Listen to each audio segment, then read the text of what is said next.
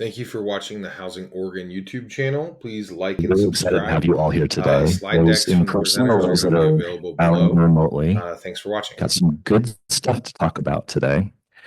Before we get started, I want to ask a couple questions to the audience just to get a good sense of what your familiarity are with the Inflation Reduction Act. Can you raise your hand if you believe you are an expert in the Inflation Reduction Act? All right, we got one. I need to talk with you. All right, so we'll have another question here. People know at least a component of the Inflation Reduction Act that you've applied in your project? Okay, we've got a couple more hands. 10%. Who's heard the Inflation Reduction Act and the Inflation Reduction Act either in the news or elsewhere, at least the words Inflation Reduction Act? Okay. So one session, we're hoping to have the perspective about what the Inflation Act is, some components of the Inflation Reduction Act to help you and your projects press forward and be more efficient in those things. Got a panel of experts. It's construction and energy efficiency.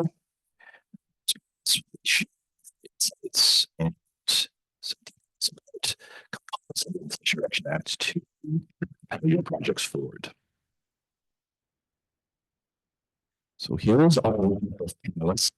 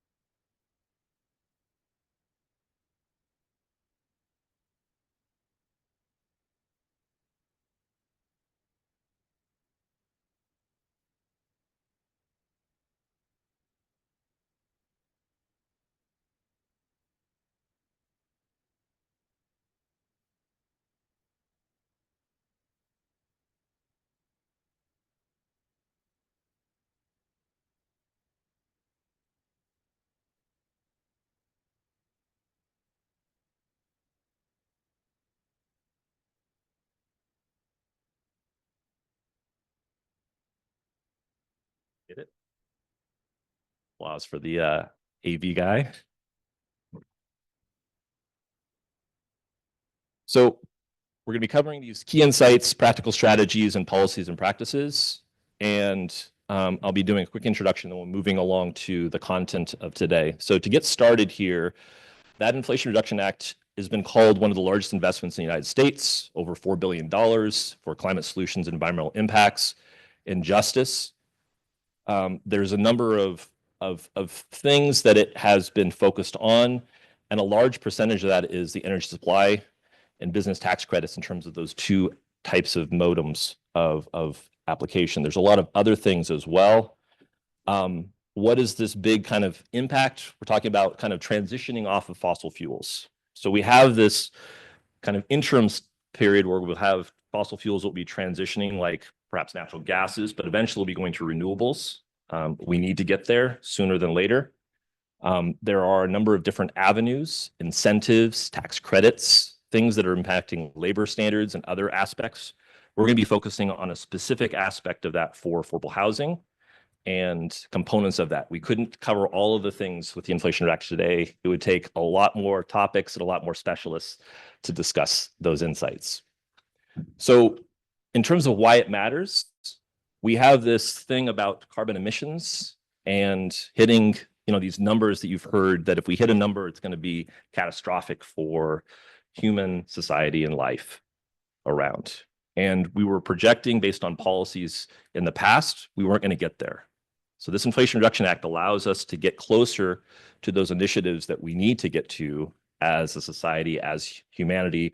And the US's contributions to this is pretty sizable.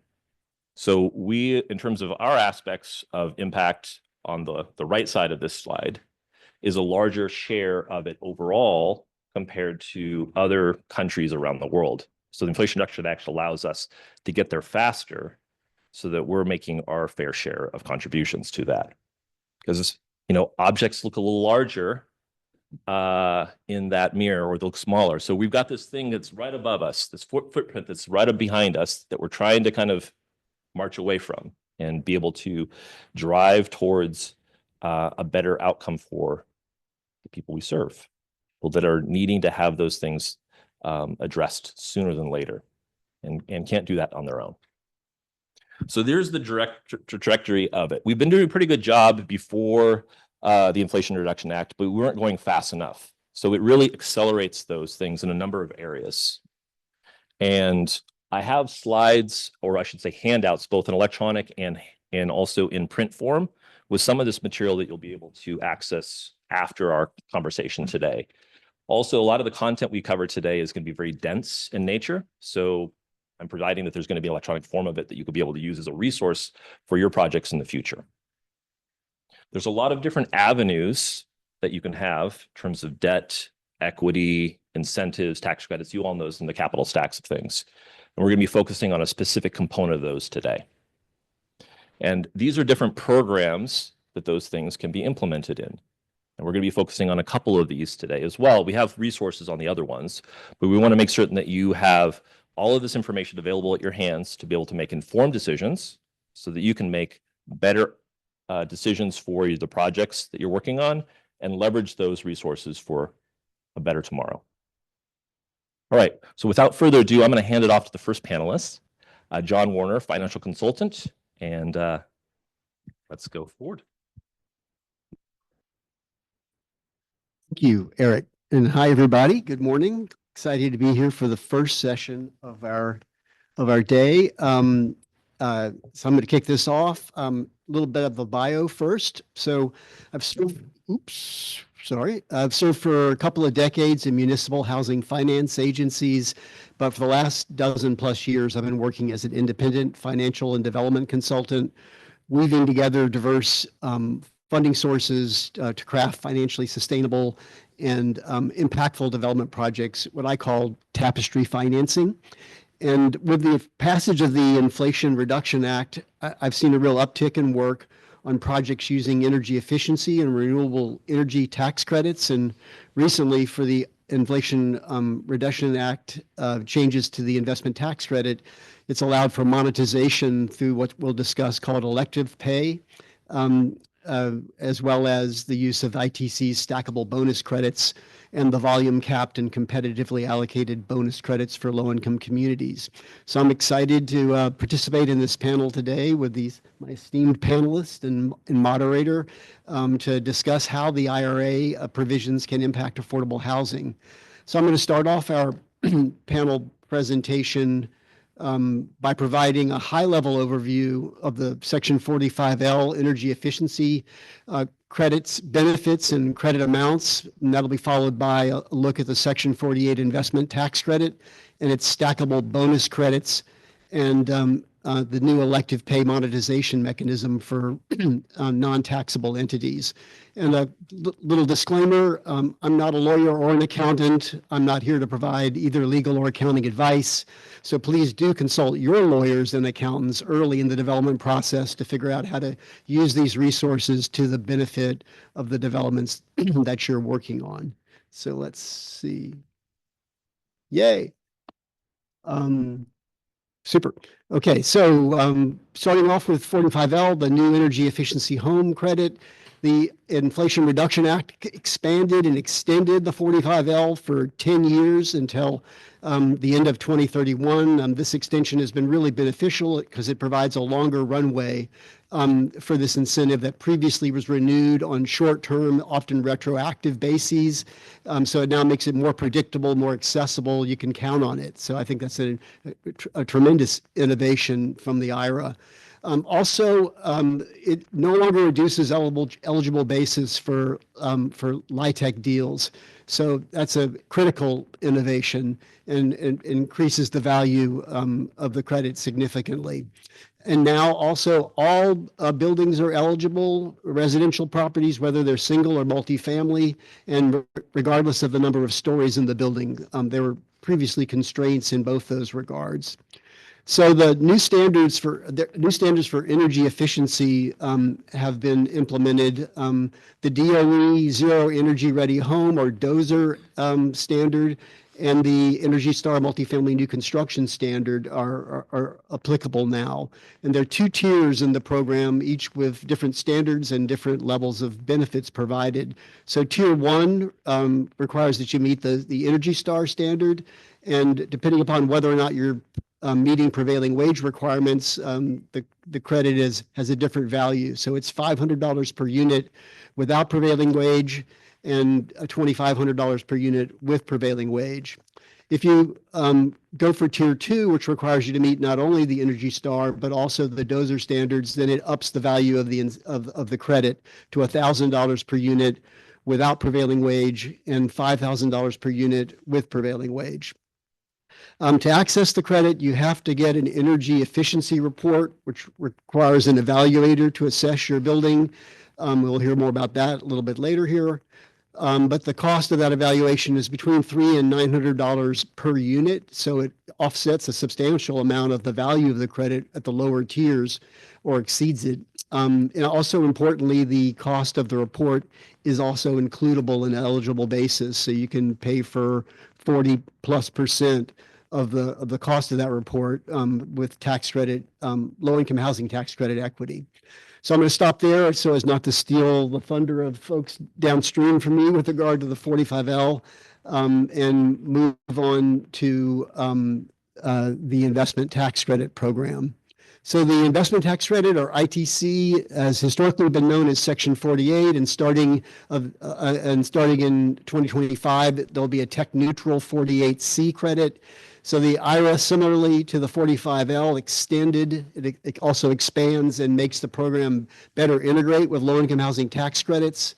It's a 30% credit that's been extended for 10 years, at least until 2032, or until emissions from electrical generation in the United States are reduced to 25% of the 2022 levels. So the lifespan of this credit could extend extensively beyond 2032, depending upon the pace at which we curtail emissions from electricity generation. And also, like the 45L, this credit is no longer reduces eligible basis. So that's a big benefit for low-income housing tax credit finance projects. So there are two pathways for monetizing the ITC. You can use the traditional tax equity partnership approach. Use case for that would be it's typically done in conjunction with low-income housing tax credit financing of new construction or acquisition rehab. And in using a tax equity partnership, you're able to monetize both the tax credits and the depreciation, which is an important part of the overall benefit package to an investor and for which they're willing to pay.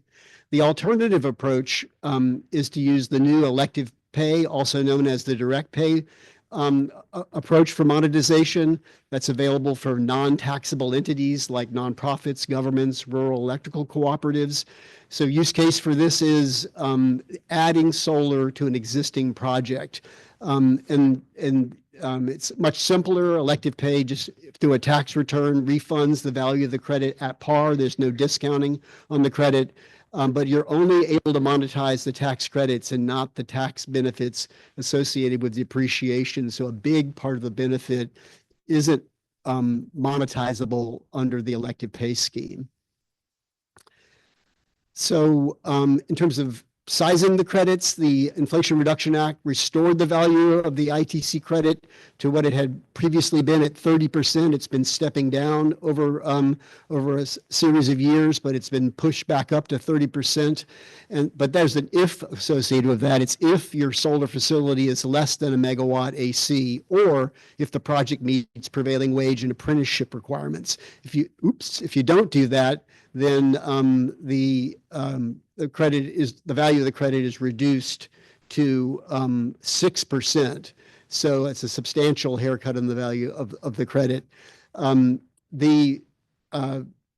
affordable housing, it's really would be an extraordinary circumstance when you'd see a solar facility that was larger than 1 megawatt AC. So for all intents and purposes, for low-income housing tax credit deals, the base credit should be worth 30% of eligible basis.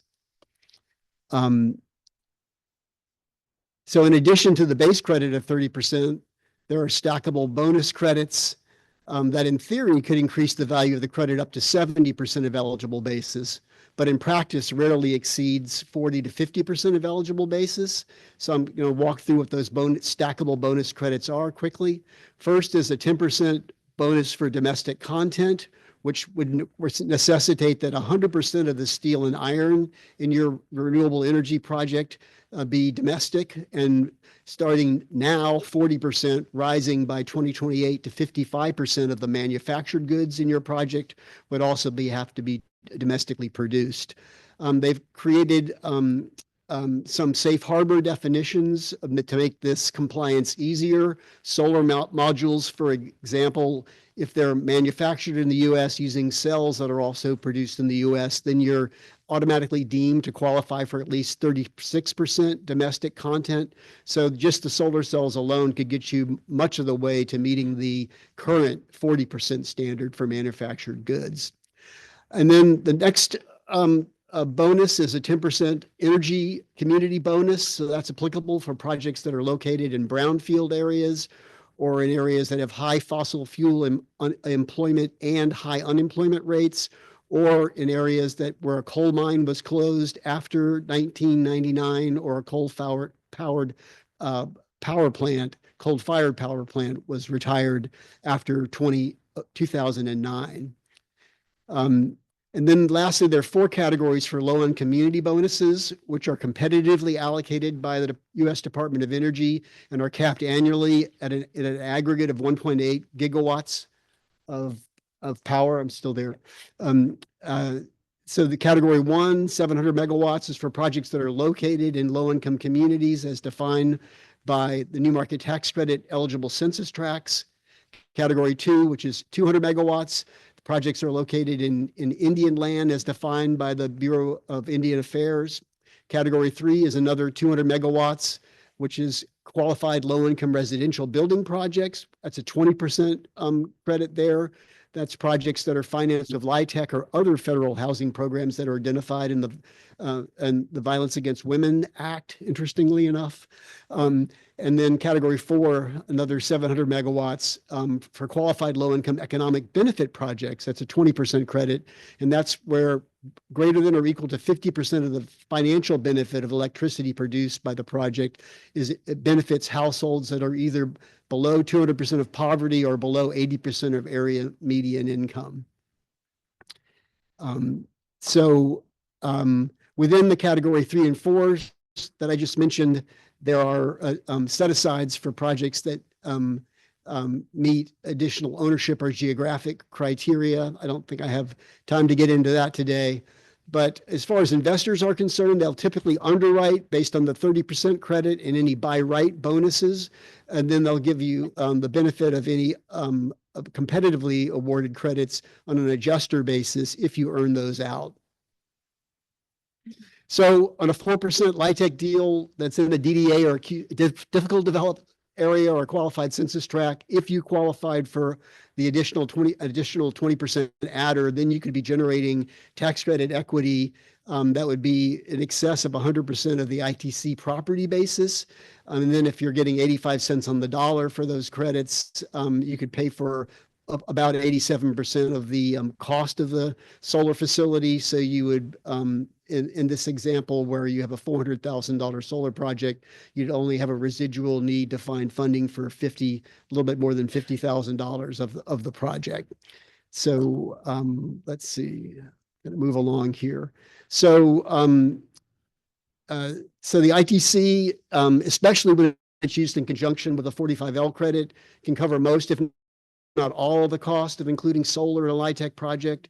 And doing so can help reduce your utility costs and potentially increase your borrowing capability. Provides a way to reduce financing gaps and generally improve the operating efficiency of your project. So ITC's reduced, a couple of details. The ITC reduces depreciable basis generally for half of the credits you receive. So if you got a 30% credit, then your basis, depreciable basis on the facility would be reduced by 15%. So 85% of the ITC property would be depreciable. And then if tax exempt debt is used in financing a qualified property, then the investment credit is reduced by the fraction of the qualified facility that's funded with the tax exempt bond proceeds up to a maximum of a 15% reduction. So you just typically, in this instance, you're just following the traditional guidance you'd be using with regard to using tax exempt bond financing. So I think that I probably should wrap up my presentation to give time for other folks to talk about, but we can talk about elective pay a little bit later when we're having the audience participation section.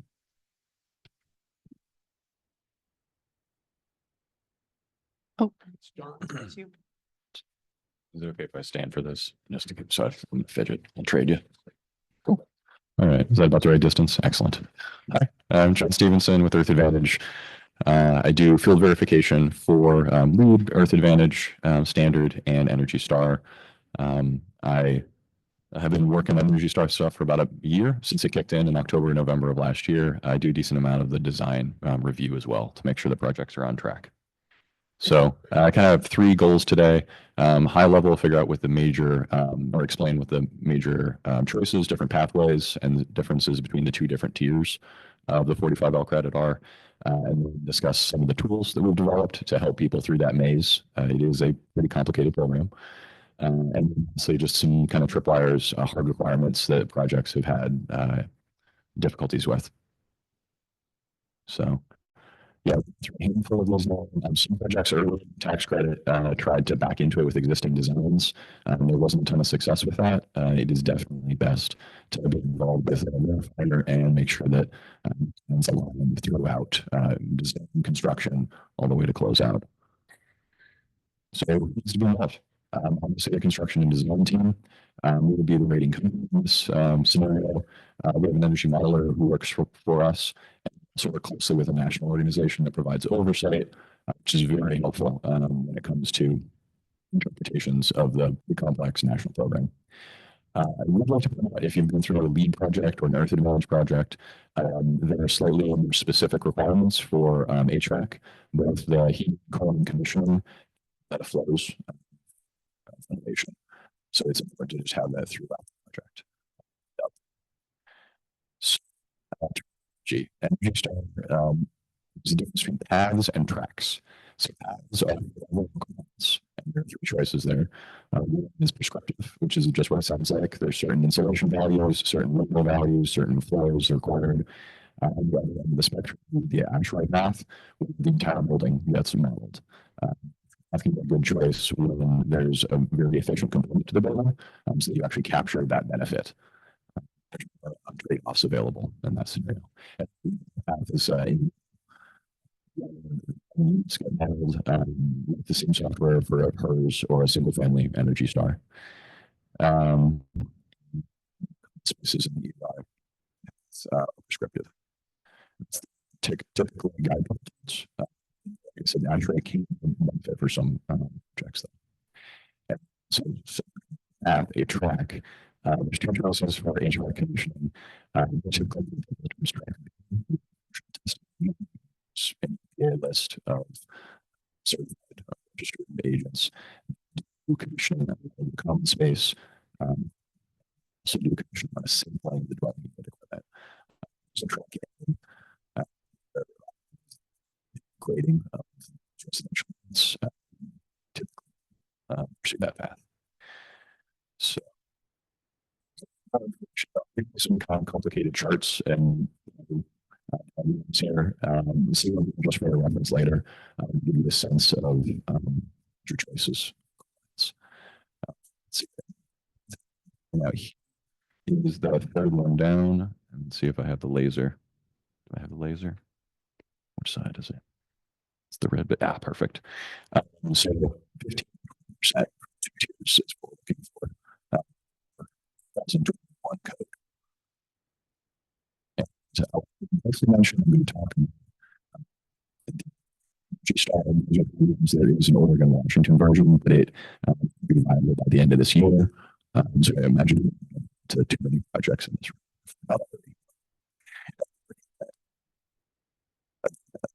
Side.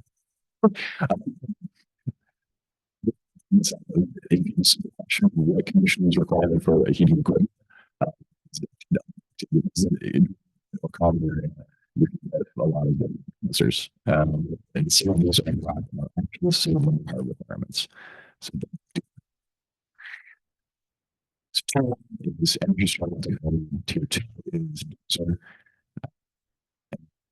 uh, so here is forces and developments. It's pretty much just energy star.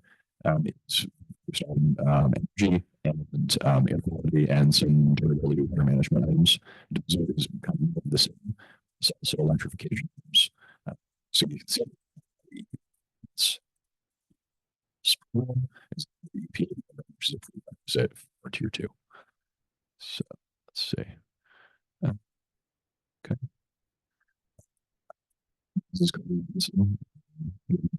this TV show.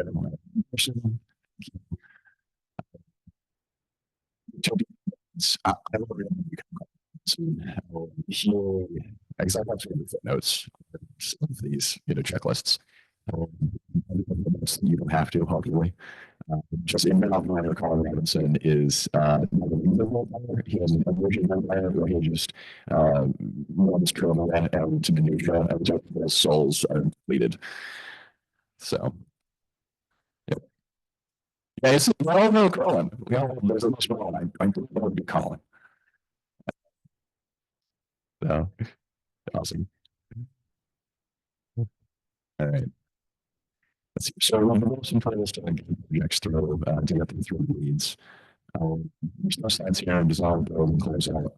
During the design phase, we touch base with project space, two major so one's in terms of feasibility. We look at and efficiencies. Make sure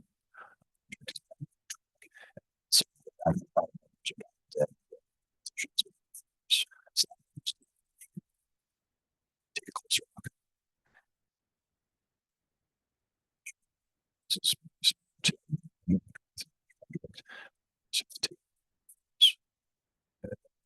specific about how it's documented. So it's also going to be similar. Let's see. So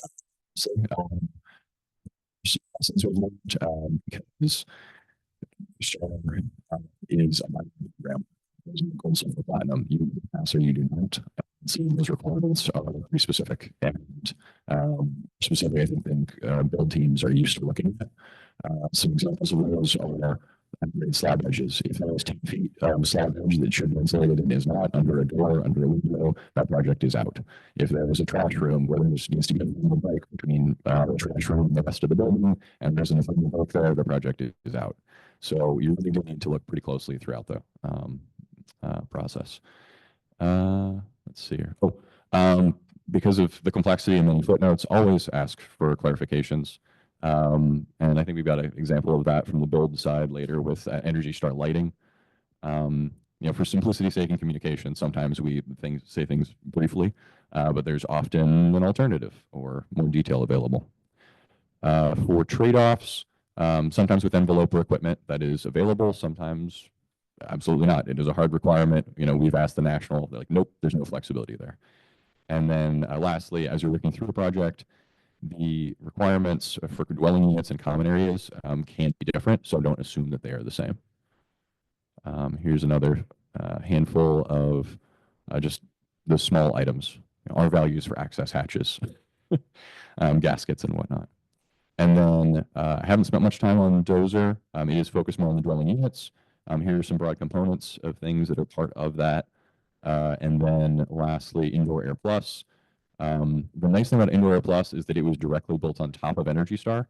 So for many categories or items in Indoor Air Plus, it just says if you've already satisfied Energy Star multifamily, you're good to go to the next item.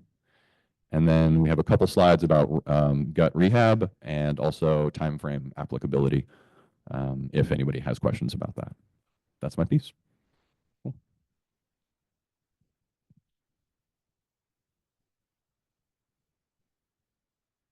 Perfect. Okay, and I am next, as it turns out. So I am Carly Harrison, Director of Real Estate for Albina Vision Trust, and my background is in housing development, affordable housing, and conventional. And just to tell you a little bit more about Albina Vision Trust for those not in the Portland area, we're a community-driven nonprofit focused on the restorative redevelopment of the 94 acres of Lower Albina, which is in the Rose Quarter area. That area has a historical significance as it was the home of to 4 out of every 5 Black families in Portland before they were displaced by urban renewal. So we are reclaiming land, rebuilding the community, and preserving legacies and culture in the heart of the city. And a lot of that focus is going to be on housing, especially in our earlier phases. So where my part is in this presentation is I get to kind of build on the expertise from Mr. Warner here, who actually has taught me something even in the preparation of this. As it turns out, when we raised our hands about who knows a lot about 45Ls, I don't think there's a lot of people that really do yet, because we're all figuring it out as we go. So it's helped to get smart people in the room to help you who have gone just a little bit before, because we are still kind of figuring this out as we go at times. So I'll stay a little more high level and we'll focus on a decision tree with an example project. But before I do, I'd love to get a sense for who's who in the room in terms of the makeup of your professions. I see some developers and some architects, but let's do a raise of hand. Who is in the development/owner side of things? Okay, awesome. And then who is on the architect design side and maybe energy side too? Okay, awesome. And then the general contracting side, the build side. Perfect. And then funders with the money. Okay, and then maybe like property management or asset management? No, maybe not. Anyone I missed in terms of a contingent? What contingent do you belong to? Okay, awesome. There we go. Perfect. Thank you. So what I'm going to talk about is just kind of a big picture overview of energy efficiency and renewable energy and how important they are and how the time is now to do them if we're not already doing them, and many of us are. I'll touch on the 45L credit with a real life example, looking at the 2 tiers and kind of the decision tree about them. And then talk a little bit about the investment tax credits and stacking credits, and give some kind of my take on what good next steps are for folks. What I'm going to do is use Albina 1 as a case study. And this is Albina Vision Trust's, or AVT's, first brick and mortar project. We're halfway through construction. We'll wrap up next June. It's 94 units of affordable housing, and it was financed by 4% low-income housing tax credits and tax-exempt bonds, Metro funding, like many projects that many of you are working on both the development side and the design side. That piece is relevant because, as you've seen from what Mr. Warner has shared, there's a lot of nuance to how these function with tax credits in a really positive way, but then also knowing where that 15% deduction needs to be encountered in the decision tree. One thing that I'll just mention as an aside for this project is it is in Portland, and so we did have the benefit, and I would say luxury, of applying for and receiving PSEF funds early on in the project, right? And if you have an opportunity for that, it changes the decision matrix completely, right? So that's a big win, and not most jurisdictions, no jurisdiction really has that outside of Portland. So I'll approach this as if we didn't get those funds, so that we can all think about it in a more equal way.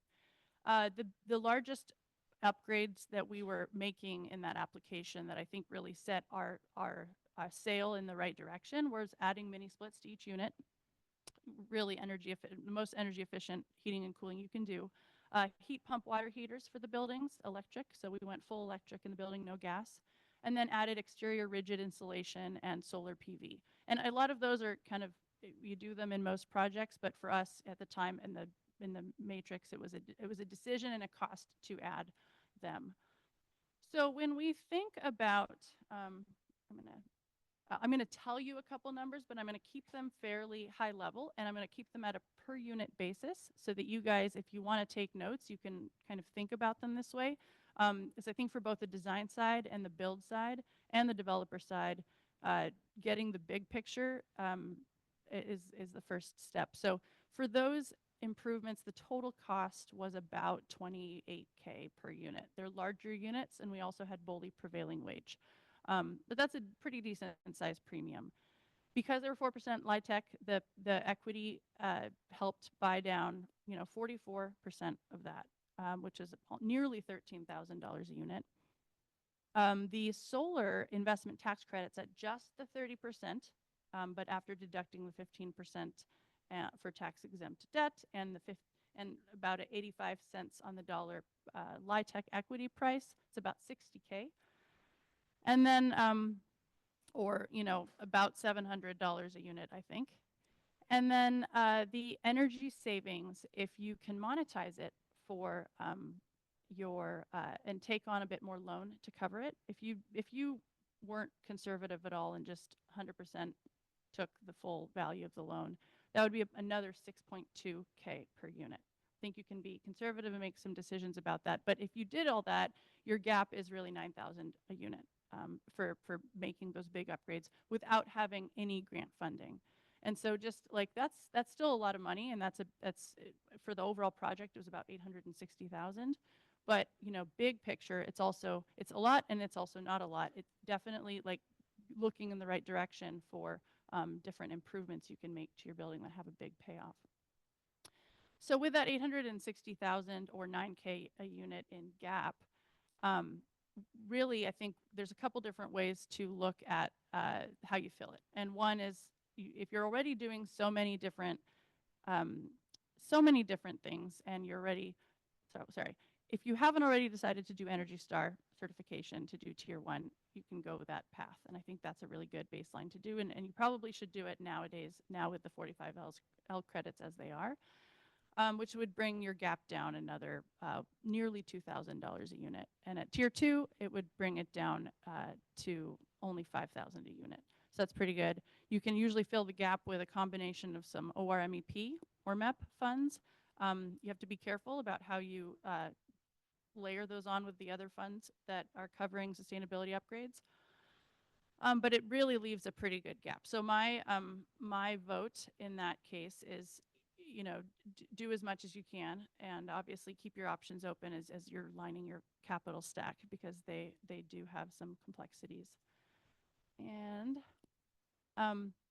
so for Albina 1 in our decision tree, I think it was pretty easy. We were going to just do the tier 1 and keep the door open for tier 2 for the 45Ls as we figured it out. I think the collective we were figuring it out as it was happening, because there's a lot of information that wasn't yet published.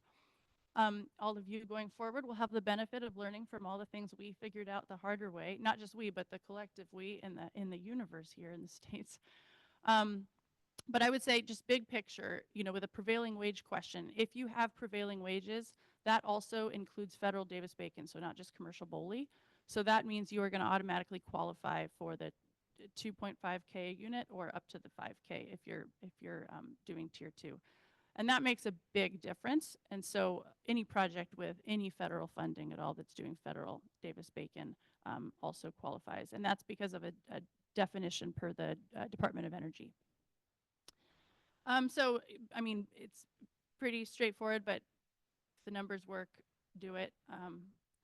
And then lastly, make sure I'm going to the right one. Okay, so then the other piece is investment tax credits and solar.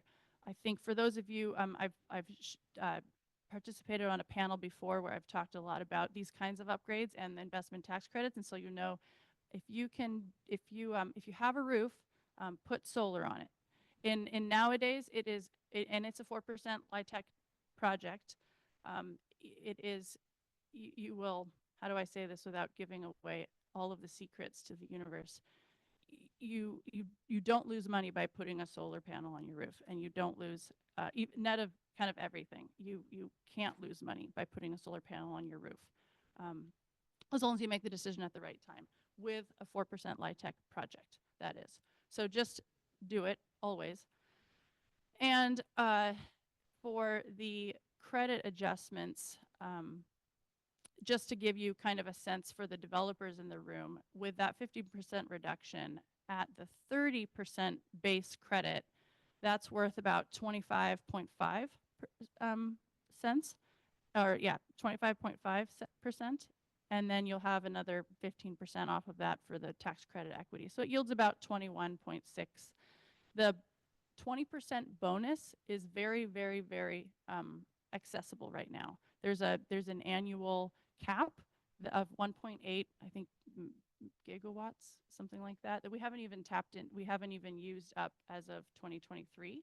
And so I think I'm going to put it on my list to apply for those credits. And I encourage everyone in our state to also do so that we get more of the credits in wonderful Oregon. It's pretty straightforward application on the Department of Energy. And for anyone that is looking into putting the investment tax credits on their property, the paperwork is quite a bit different, and there's always a lot of gotcha moments when you're dealing with tax credit stuff.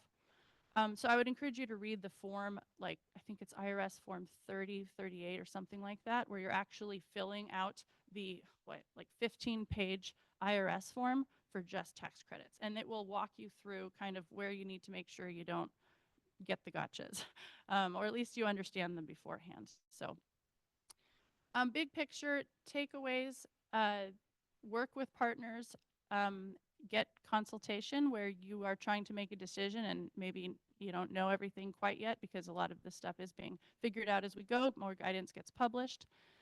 I think big picture, start early if you can, if you're going to do it, so that you have the benefit of working with all the collaborators on the design team and construction team early, so that you don't have challenges like we've had we kind of applied some of them a little bit later.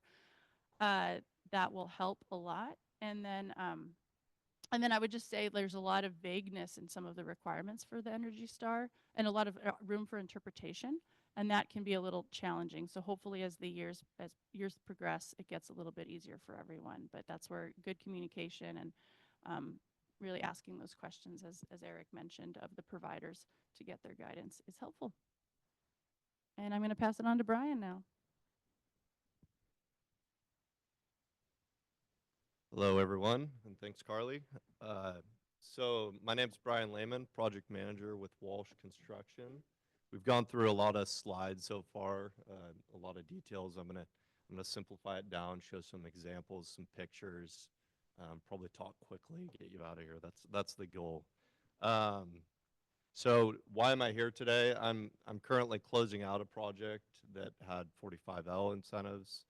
That's Francis and Claire in Southeast Portland, a 4-story affordable housing building. Also working on Julia West House, which is off West Burnside, a 12-story mass timber project. And then Carter Commons will be coming up in February, which has 45L requirements as well. That will break ground in February. So somehow I've been lucky enough to get thrown into this program, and it's every project I touch is somewhat involved in it, which is funny because when I was preparing for the presentation, I asked around a bunch of people, and it seemed like there were a lot of projects that aren't implementing 45L or dozer. So I think that's why this is important. And like Carly said, if the dollars work, do it. So hopefully after this entire presentation, people will understand better if it's a real possibility or not.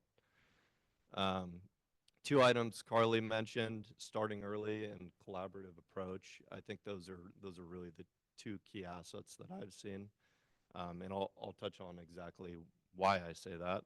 But the reason we're here to this conference is about collaboration. It's some people get up in front and speak, but really what I would like is to hear what other people have experienced, maybe around a beer afterwards, maybe Bloody Mary. It's pretty early, but we'll go check it out. And the greatest impact we can really have as a contractor is being involved early. That's where we can look at the cost, try to affect design, make sure things are implemented in a constructible fashion. If we're not on early, it's always chasing the ball. So I think that's very important in that collaboration. So I'll go through a few quick items, really just based on cost and items we ran into, particularly focusing on Francis and Claire. So I'll go to the next slide here. So as I mentioned, timing is everything. So on Francis and Claire, the idea to implement 45L came up about, it was somewhere around 6 months into the project. So we had framed through the 4th floor. MEP had already started, so that kind of makes your decision tree a lot smaller. There are things that you can't do at that point. So quickly we realized the dozer approach wasn't going to work. We would have had to return a bunch of mechanical equipment. And beyond the cost effect of that, that kind of takes away from the sustainability approach too. If you're just returning equipment, doesn't seem like it's meeting the benefit. So we pivoted to the 45L. And what was interesting was it was mentioned earlier. So Portland Clean Energy Fund, the PSEF funding, Earth Advantage already being on the project, that really helped us meet a lot of the requirements that were in the 45L program. So what I find interesting is the details that we'll share up here. They're really fairly minor items, is what we came to find, that differ for this project. And I think to Carly's point earlier too, it depends on what other credits you're getting. So that's part of that whole layout and the reason you look at it early. You can't just look at 45L by itself. You have to look at the other programs that feed into it. So this one is one that we found interesting after starting. So it shows the insulation going 2 feet below grade. There's some exceptions for thicker insulation in that table there, so it doesn't have to go quite as far down. But on Francis and Claire, we had stem walls that came up above grade and then dropped down to the footings. So that caused a unique detail. On most elevations, that fairly simple detail there worked, which was the MPP panel was already furred out from the wall. So it was able to just continue down and cover that insulation. I say just, there's obviously a flashing in there to help get the water out, but a pretty easy profile to follow. What got more complicated for us was on the main frontage of the building, facing the west side. We had storefront along that whole area, and the storefront was flushed out with the face of the stem wall. And we obviously, this is the main face of the building, so it needs to look really nice. So we were trying to figure out a way, with the help of the architect, to make this look really nice in the detail. And what we ended up doing was, you can see there, we just stepped out that MPP panel from the wall. And we were a little concerned about this approach at points, so we actually mocked it up and made sure that it truly was going to look good, and then ended up just dropping it down the face there. We did have to also excavate back to get the below grade insulation in. So just another reason that timing's everything. This was the main cost difference in the project to transition to 45L. Is about $21,000, so well worth the credit. So yeah, I think just based on the other workflows that we had, it worked out on this project pretty well. And then this is the inside of, I mean, it's, I'll mention it in the next slide too, but it's the unique details that will get you.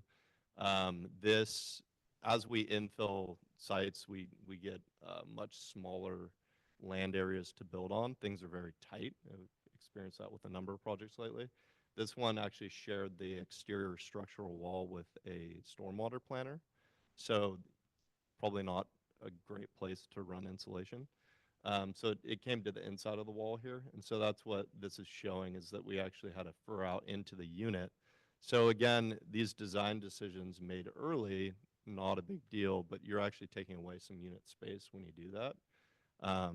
Which for these units, these were first floor units, very high ceilings, spacious, so it worked out, but definitely could cause problems later in the game if you're not prepared for it.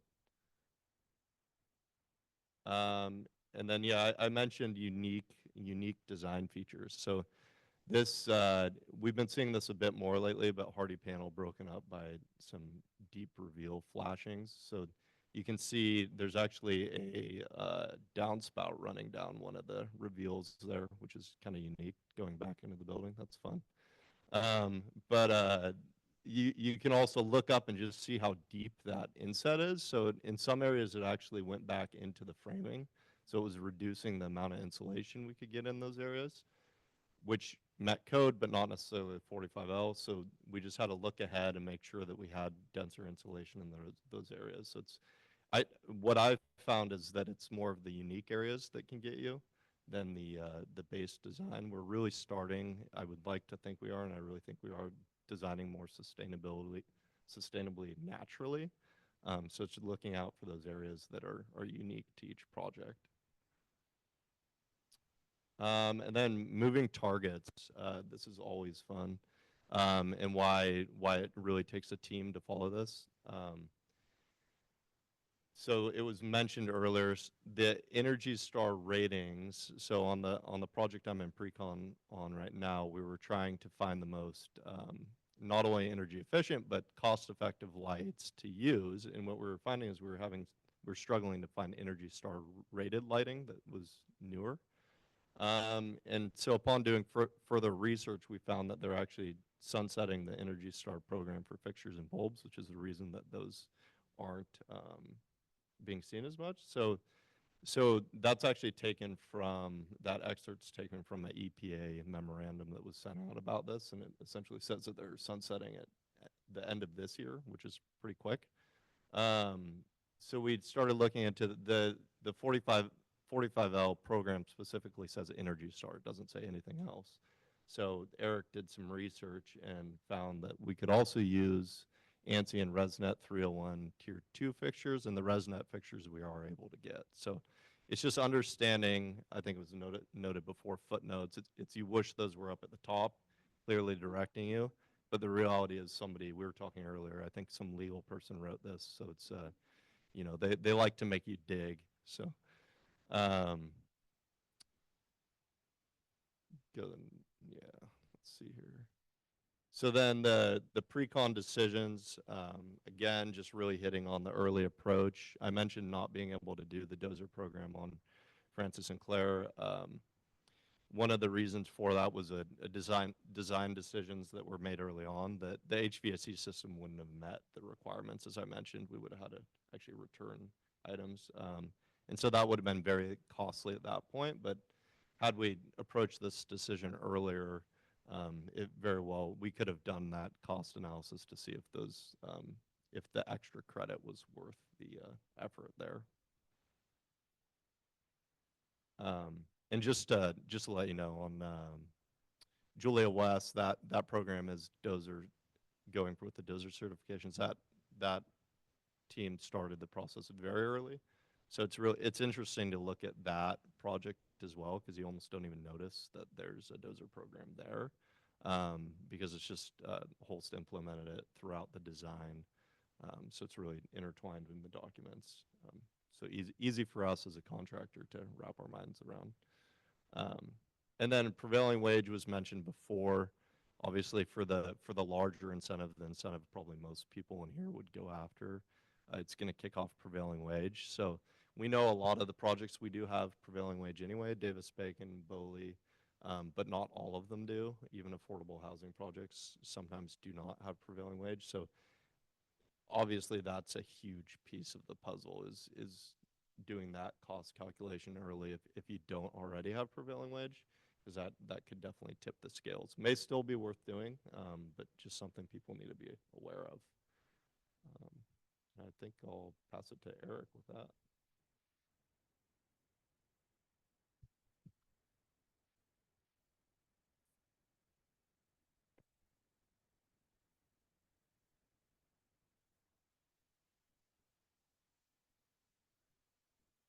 So we had planned to have some prepared questions here, but before we go there, or if we go there, are there questions that you have of us? We can kind of keep it more kind of interactive with the audience, so we have enough time for those questions. So if you could just do a raise of your hand if you have any questions for any one of the panelists here. We got one, at least one. Any others? Okay. Well, I'd be happy to give you the mic to ask your question, and then maybe that will spawn on some other questions, and if not, we have some prepared questions for the panelists as well.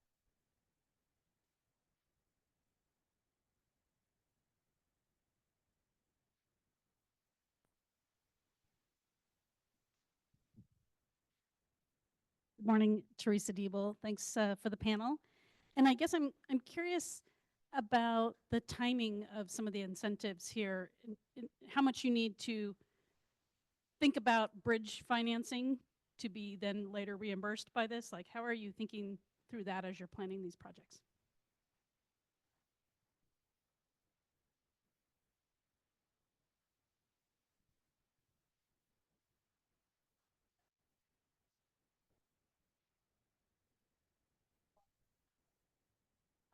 closing and getting closer to our closing, we did need to fill it with some credits. We had already planned to do the 45L credits, but good thing we did because, you know, when you're closing and your interest rates are moving, you never know what's going to happen in the last couple weeks for where your loan ends up landing. So I think it really is,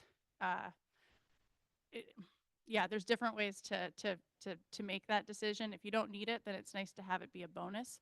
And then just make sure if it is a LIHTC project that it's going to be easier and cheaper for you to wrap into your limited partnership agreement the recognition of both the 45Ls and the investment tax credits, because it's usually very plug and play. It's just it's an amendment later that's legal costs that it's better to avoid.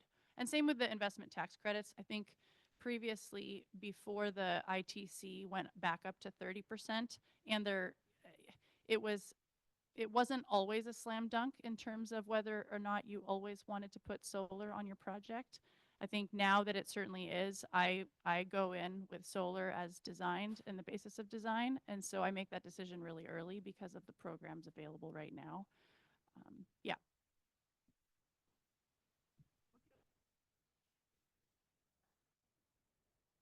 Sure. Got another question?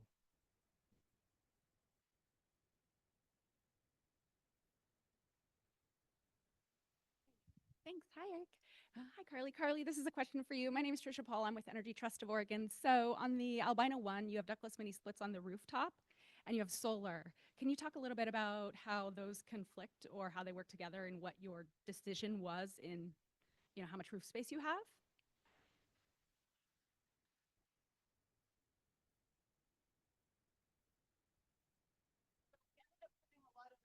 Condenser units, I think, on the ground floor as well. We have a little courtyard, so it's mixed between the rooftop and then this courtyard. And we had the benefit of having a decent amount of space on the building. It's on the site. It's a 7-story building, so it wasn't like one of the sites that Brian's talking about. But it definitely, I mean, big trade-off, and you always want to maximize as much roof area. But at the end of the day, you do have to find a place to put them. So someday, if we can create a place to put those, I don't know, we make things better.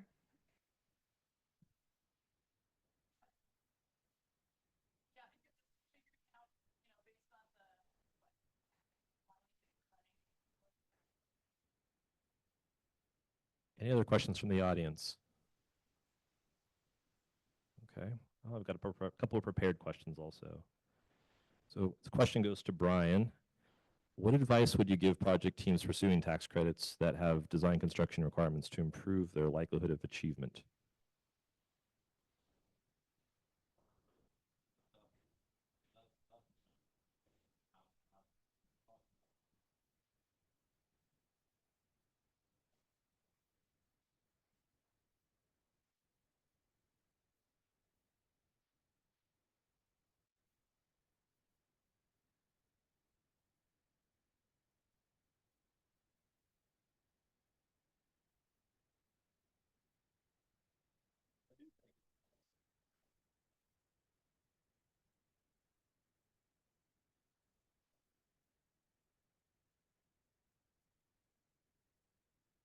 I have a follow-up question for you, Brian. So the next question I have for you is, are apprenticeship requirements or workforce labor standards mandated under 45L? And if not, what are the key compliance requirements for general contractors?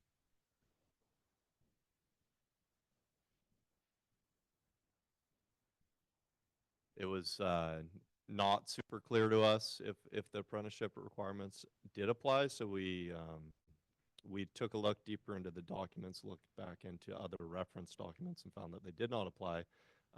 Still didn't quite trust the answer because you need to be 100% sure when you're in pre-construction. So the owner on that project actually hired an attorney to take a look at the documentation that was provided and came to the same determination that apprenticeship would not be required. There is a footnote somewhere in there that does mention 45L as an exception. So the full program's listed out, and apprenticeship requirements applies to some of it, but not other parts. So I would definitely say, though, as we mentioned, I think it was mentioned that the program's updating soon. Keep an eye on that. I would imagine one of the reasons they're not using the apprenticeship requirement is for the single family housing would be really hard to meet.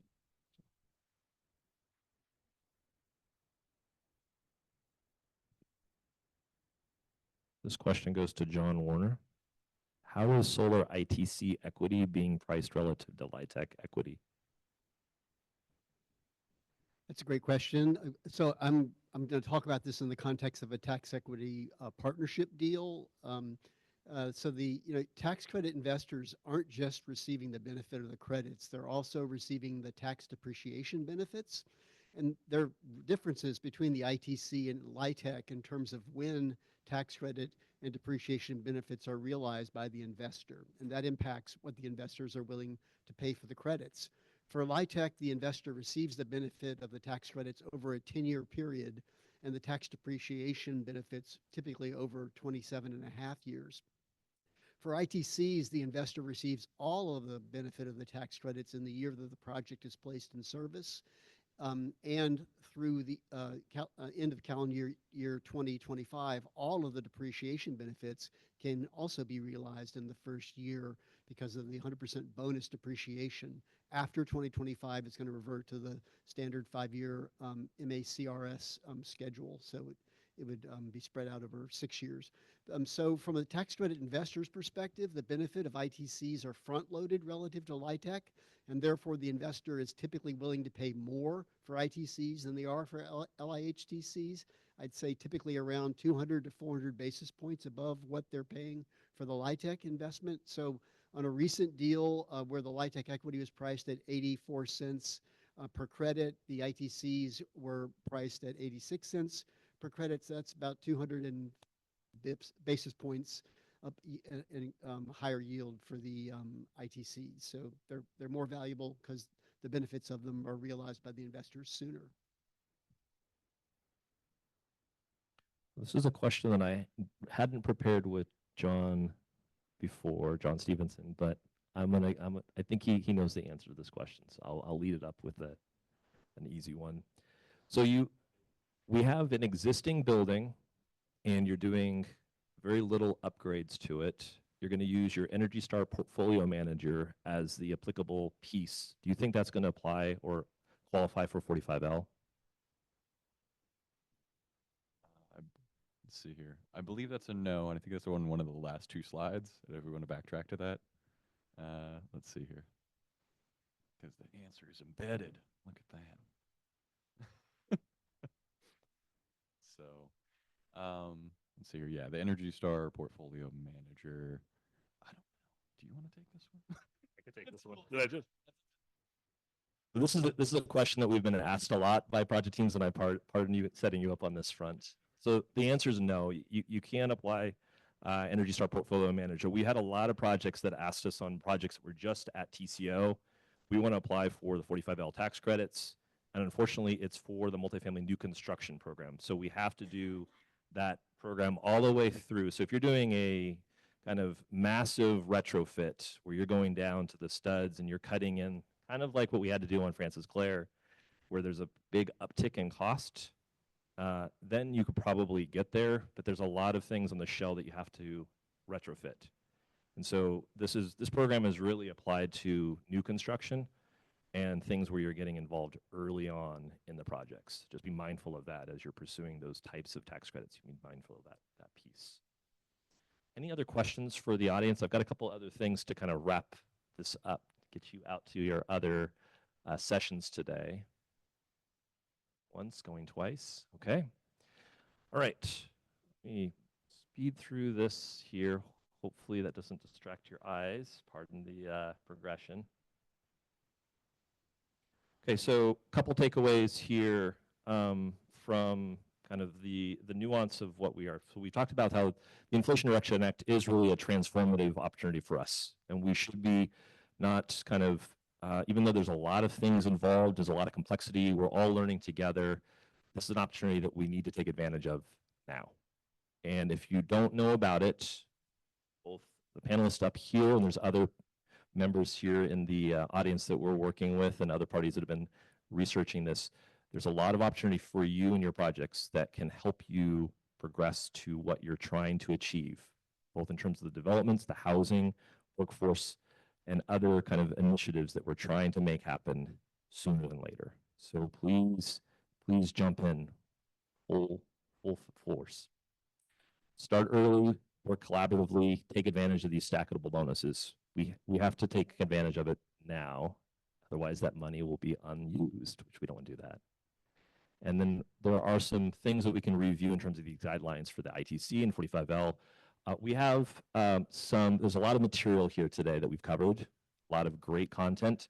So some of that information is captured in these handouts for you. Got 3 different handouts to provide some resources for you to be able to refer back to. And then just for extra, because we didn't cover all of the different things, those different revenues or avenues that you could do stuff. So there are some other stuff that's coming out right now, like HERA. Some of you may know about these. There's up to $14,000 that can be used for upgrades on property. There's the homes. That's a $4.3 billion initiative that also is working on bringing upgrades. I know there's a lot of content on this material, so you can write some of that stuff down, maybe get access to this presentation also and have that content available to you. There's also the 25C, 25D tax credits. And then for some of you that don't have impacts with, say, certain LIHTC fundings, because this does impact basis, there's 179D as well. And that can be used both on existing and new construction projects. So we wanted to thank you for your attention today. It really does require all of our collaborative efforts to make this possible. Appreciate your attention. And if you're wondering why you're maybe getting a little bit sleepy right now, it's not because of the content we've been covering. The air quality in here has spiked in CO2 levels above. I've been monitoring it during this presentation. So as we get outside, you'll get a little bit of breath of air. And we'll get started again. So thank you again for your attention.